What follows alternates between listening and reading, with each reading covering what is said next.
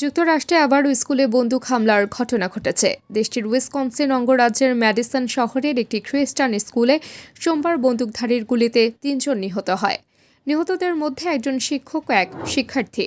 স্থানীয় সময় গতকাল বেলা ১১টার আগে এই গুলির ঘটনা ঘটে। ম্যাডিসন পুলিশ বিভাগ জানিয়েছে, বেসরকারি শিক্ষা প্রতিষ্ঠান অ্যাবান্ডেন্ট লাইফ ক্রিশ্চিয়ান স্কুলে এক বন্দুকধারী গুলি চালিয়েছে। প্রতিষ্ঠানটিতে প্রায় ৪০০ শিক্ষার্থী রয়েছে, যারা কিন্ডারগার্টেন থেকে দ্বাদশ শ্রেণী পর্যন্ত বিভিন্ন শ্রেণীতে পড়াশোনা করে। সংশ্লিষ্ট কর্তৃপক্ষ জানিয়েছে, নিহতদের মধ্যে সন্দেহভাজন বন্দুকধারীও রয়েছে। নিহত বন্দুকধারীও ওই স্কুলের শিক্ষার্থী ছিল।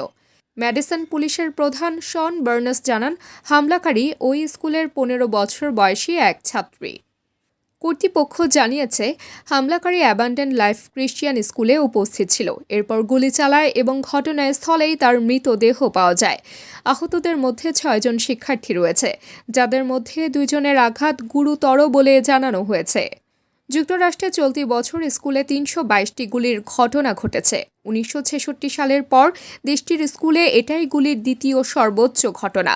ওই বছরের পর যুক্তরাষ্ট্রের স্কুলে সর্বোচ্চ ৩৪৯ গুলির ঘটনা ঘটেছিল গত বছর।